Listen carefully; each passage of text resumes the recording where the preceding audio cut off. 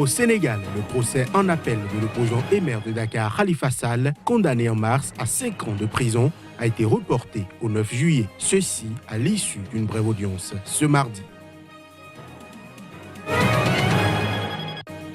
Madagascar, Premier ministre de consensus, a été nommé ce lundi. Quels sont les nombreux défis qui attendent Christian Ntse à la primature? Élément de réponse à suivre dans ce journal.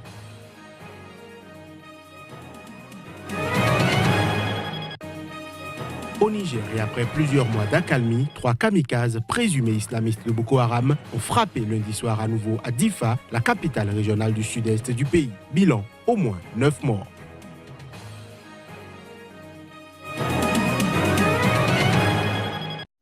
Voilà pour le sommaire de cette nouvelle session de l'information sur Sika. Bienvenue, bonsoir.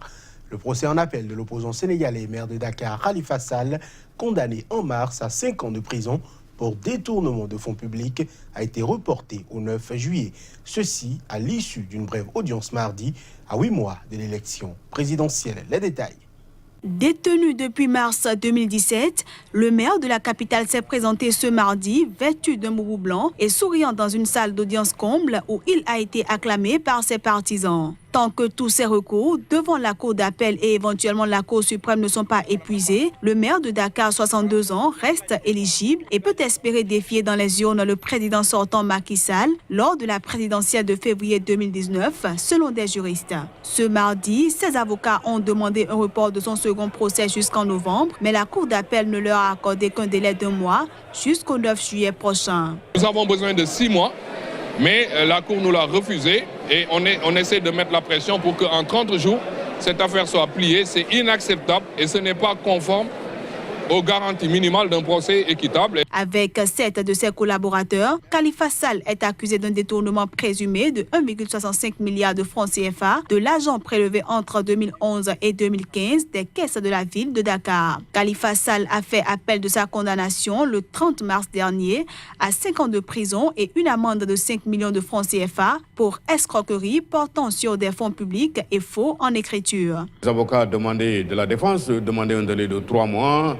Il y a même l'avocat de la ville de Dakar qui demandait jusqu'au mois de novembre. En réalité, c'est des demandes de renvoi dilatoires parce qu'ils savent très bien que cette affaire pouvait être jugée même ce matin. Maire de Dakar depuis 2009, Khalifa Sall affirme que les poursuites judiciaires à son encontre visent, avec l'aval de Macky Sall, à l'empêcher de se présenter en 2019, ce que démontrent les responsables de la majorité. Il vient d'être désigné candidat à la présidentielle par une branche dissidente du Parti socialiste, la formation membre de la coalition au pouvoir dont il a été exclu fin 2017 pour indiscipline. Le président nigérien Mahamadou Issoufou a été reçu ce lundi par son homologue français Emmanuel Macron, une visite de coopération bilatérale au cours de laquelle des questions sécuritaires et de développement ont été largement évoquées. Les images. Mahamadou Issoufou a qualifié ce lundi de tapage injustifié les critiques d'ONG sur la détention de 26 militants de la société civile dans son pays. Fin mai, 10 réseaux d'ONG internationales, dont Amnesty International et Oxfam, ont demandé au Niger la libération et l'abandon des poursuites contre 26 militants, dont des figures de la société civile détenues depuis mars, après une manifestation interdite qui avait dégénéré à Niamey. Ces manifestants voulaient protester contre la loi de finances 2018 qu'ils jugent antisociale. Le 11 mai, leur avocat avait annoncé avoir déposé une plainte contre INS pour détention arbitraire de leurs clients. Pourtant, ce lundi, le président Issoufou a affirmé que le Niger garantissait toutes les libertés, y compris les libertés de manifestation. Selon lui, ces militants ont pu manifester à plusieurs reprises pendant l'année 2018 lors de rassemblements autorisés. Interrogé sur ce sujet, le président français Emmanuel Macron a de son côté salué l'engagement du président Issoufou pour les droits fondamentaux, notamment les droits des femmes et des jeunes filles et l'esprit de responsabilité qui est le sien sur les sujets d'alternance démocratique.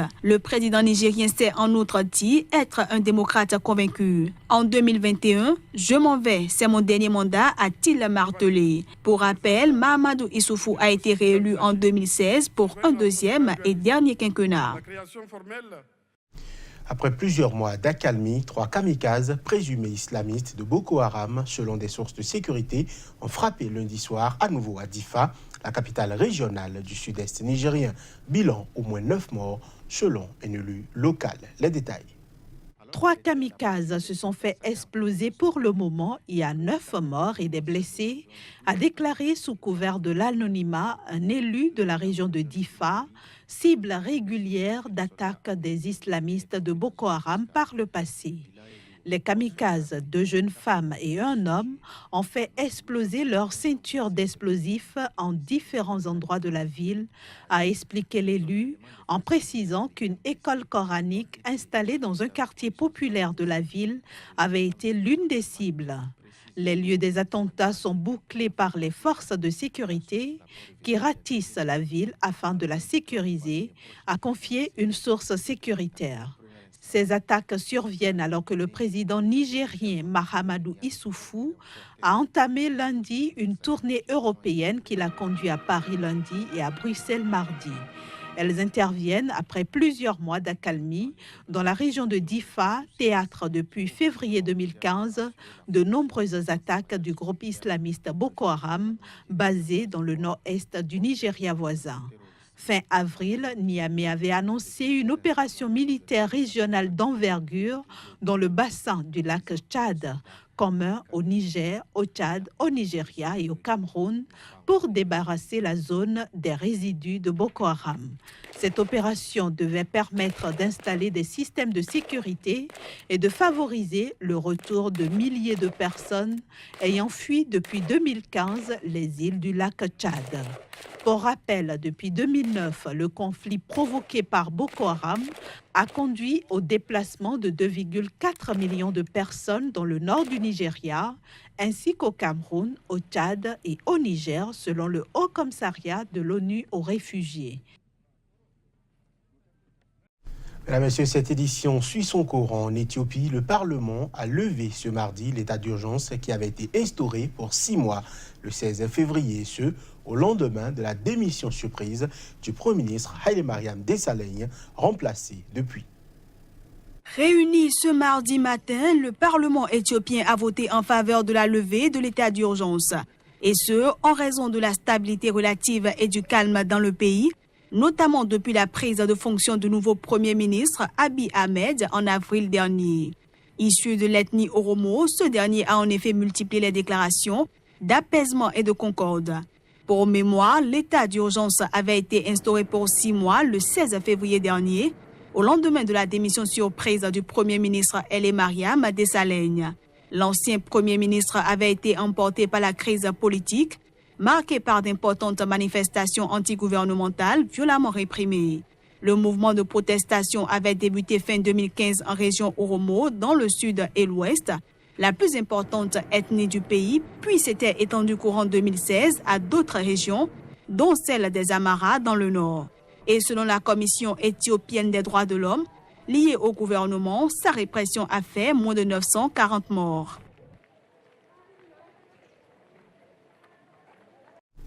Je l'annonçais en titre, à Madagascar, un Premier ministre de consensus a été nommé ce lundi.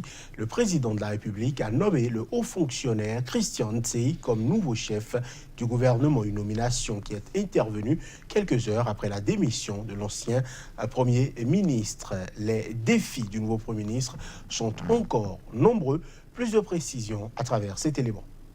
Pour le nouveau Premier ministre, la première tâche est de nommer les membres du gouvernement d'union nationale. Un défi de taille puisque son équipe devra refléter les différentes mouvances à l'Assemblée nationale, a indiqué la Haute Cour constitutionnelle.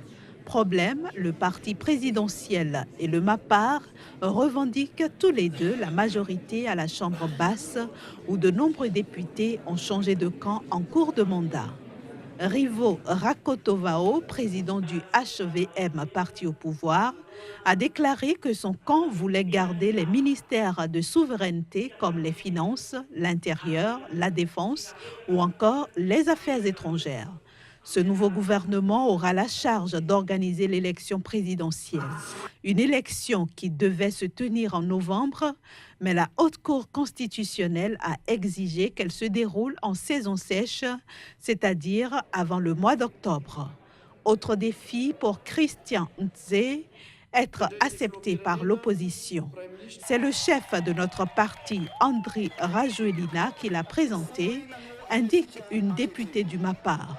Nous avons donné d'autres noms au président de la République, le mien notamment, mais il a refusé, explique-t-elle. C'est un ministre de consensus. Il faut bien dénouer la situation, poursuit-elle. Mais du côté du TIM, aucun commentaire pour le moment. Contactés, les députés du parti de l'ancien chef de l'État, Marc Ravalomanane, n'ont pas répondu. Les députés de l'opposition se sont donné rendez-vous place du 13 mai dans le centre d'Antananarivo pour faire un compte-rendu de la situation à la population. Les autorités sanitaires congolaises ont annoncé ce lundi la fin de la vaccination contre la maladie à virus Ebola à Mbandaka, grande ville du nord-ouest de la République démocratique du Congo.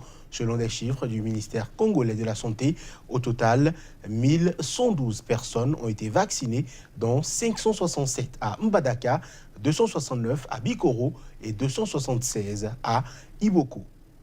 La vaccination contre la maladie à virus Ebola, lancée il y a 2 semaines à Mbandaka, grande ville du nord-ouest de la République démocratique du Congo, a pris fin. Dans un communiqué rendu public par le ministère congolais de la Santé, la ceinture de vaccination à Mbandaka a été bouclée.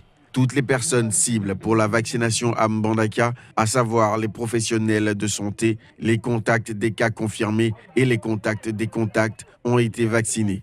Depuis le lancement de la vaccination le 21 mai dans la région, au total, 1112 personnes ont été vaccinées, dont 567 à Mbandaka, 269 à Bikoro et 276 à Iboko. Dans son dernier bilan daté du 2 juin, le ministère a compté 25 décès sur 53 cas confirmés ou suspects.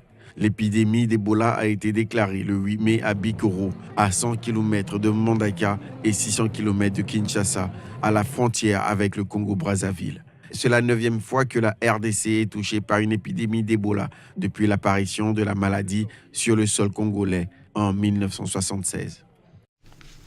On reste en République démocratique du Congo où le parc des Virunga, situé dans l'Est, a annoncé qu'il resterait fermé jusqu'à la fin de cette année aux touristes. Cette décision a été prise le temps de prendre des mesures contre l'insécurité après plusieurs incidents meurtriers dans la région. Plusieurs précisions à travers ce reportage.